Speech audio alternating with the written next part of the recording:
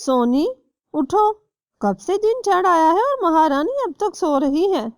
اب جلدی اٹھ بھی جاؤ۔ جی ماں، اٹھ گئی میں ابھی جاتی ہوں۔ کتنی بار کہا ہے میں نے تم سے، میں تمہاری ماں نہیں ہوں، مجھے مت کہا کرو ماں۔ اب جاؤ یہاں سے اور دانا لے کر آؤ۔ نیلو سونی کی ستیلی ماں تھی۔ اس کی ماں کچھ عرصہ پہلے ہی دنیا چھوڑ کر چلی گئی تھی۔ ماں، تم کیوں چھوڑ کر چلی گئی مجھے؟ ماں، مجھے تمہارے بغیر نہیں رہنا ہے۔ نہیں ماں، میرا بالکل بھی خیال نہیں رکھتی اور وہ مجھ سے پیار بھی نہیں کرتی۔ ماں، تم مجھے اپنے پاس بلا لو، مجھے یہاں نہیں رہنا ہے۔ سونی اکیلی کھڑی یہ ساری باتیں کر رہی تھی۔ وہاں پاس میں ہی ایک کٹو مرغی کھڑی تھی۔ وہ سونی کی ساری باتیں سن رہی تھی۔ وہ سونی کے پاس جاتی ہے۔ کیا بات ہے بیٹی؟ تم کچھ پریشان لگتی ہو، مجھے بتاؤ کیا بات ہے؟ کچھ نہیں، ایسی کوئی بات نہیں ہے۔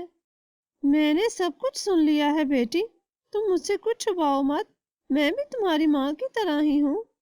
ماں کی طرح؟ میں آپ کو ماں کہہ سکتی ہوں؟ آپ کو پتا ہے میری ماں میرا بہت خیال رکھتی تھی، وہ مجھ سے بہت پیار کرتی تھی، لیکن اب نئی ماں مجھے بالکل بھی پسند نہیں کرتی، سارا دن مجھ سے کام کرواتی ہیں، پاپا کو بھی میرے خلاف کر دیا ہے۔ ہاں نا بیٹی، تم مجھے ماں کہہ سکتی ہو۔ کیا ہوا اگر تمہاری نئی ماں تم سے پیار نہیں کرتی؟ میں تم سے پیار کروں گی نا۔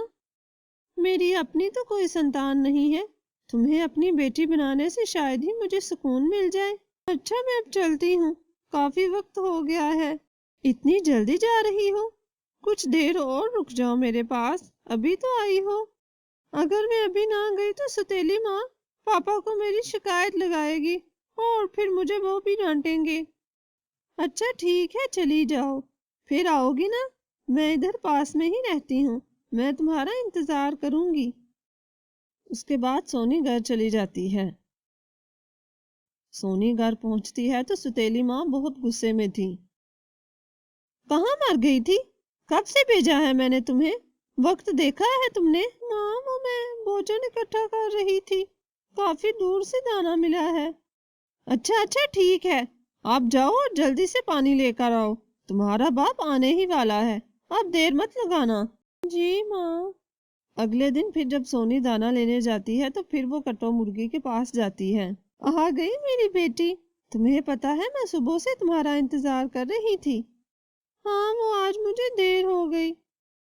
اچھا چلو آؤ، میں نے تمہارے لیے صبح کا ناشتہ تیار کیا ہے اور کھچڑی بھی بنائی ہے۔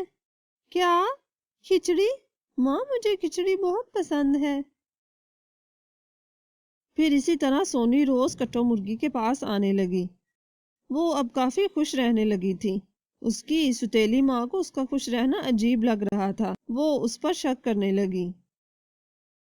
سونی، کیا بات ہے، آج کل بڑی خوش رہتی ہو؟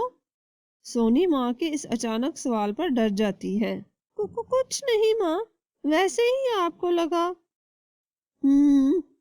ٹھیک ہے، یاد رکھنا کوئی اور بات نہ نکلے، ورنہ مجھے تو تم جانتی ہی ہو۔ کچھ ہی دنوں میں سونی کی نئی ماں نے 2 انڈے دیے۔ وہ بہت خوش تھی کہ اس کے بہن بھائی آنے والے ہیں۔ نیلو کی سومی کبھی سے گہری دوستی تھی۔ اس کے انڈوں کا سن کر سومی اس سے ملنے آئی تھی۔ نیلو بہت مبارک ہو، میں نے تو جب سے سنا ہمارے خوشی کے مجھ سے تو رہا ہی نہیں گیا۔ مجھے بھی تمہارا ہی انتظار تھا، ایک تم ہی تو ہو میری اپنی۔ اچھا نیلو، یہ تو بتاؤ اس منحوس کے بارے میں کیا سوچا؟ میں تو کہتی ہوں تم اپنے انڈے پھوٹنے سے پہلے اس کا کہیں انتظام کرو، کہیں تمہاری اولاد اس منحوس پر نہ چلی جائے، کتنی کالی ہے یہ۔ کیا کروں سومی بہن، میں نے تو بہت بار کوشش کی ہے اس کو گھر سے نکالنے کی، لیکن اس کا باپ ہی اسے نہیں نکالتا۔ نیلو، یہ اچھی بات نہیں تمہارے لیے۔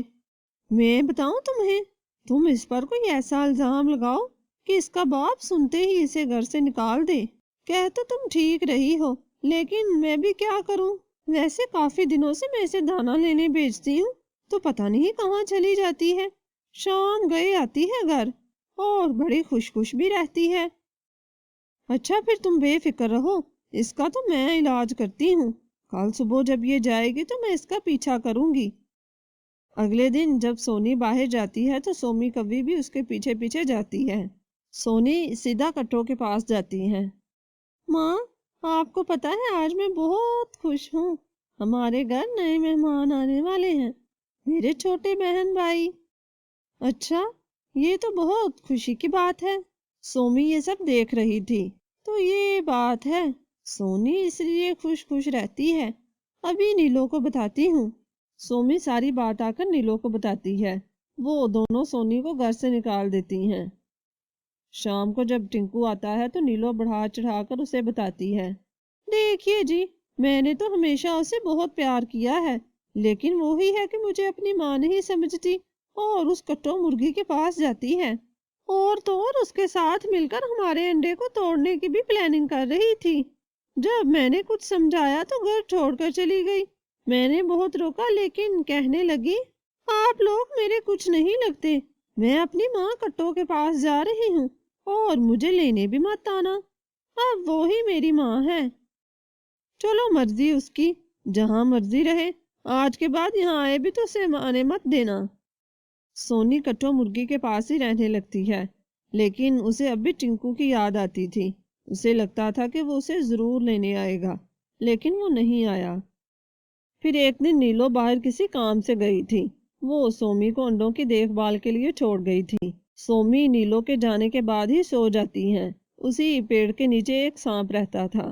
سانپ اوپر آ کر نیلو کا ایک انڈا کھا جاتا ہے۔ نیلو جب آ کر دیکھتی ہے تو رونے لگ جاتی ہے۔ یہ سب میری وجہ سے ہوا ہے، میں نے سونی کے ساتھ اچھا سلوک نہیں کیا، یہ اسی کی سزا ملی ہے۔ اپنا ایک انڈا کھو دینے سے اسے اپنی غلطی کا احساس ہو چکا تھا۔ ٹنکو بھی آ جاتا ہے، پھر وہ اسے اصل بات بتاتی ہے۔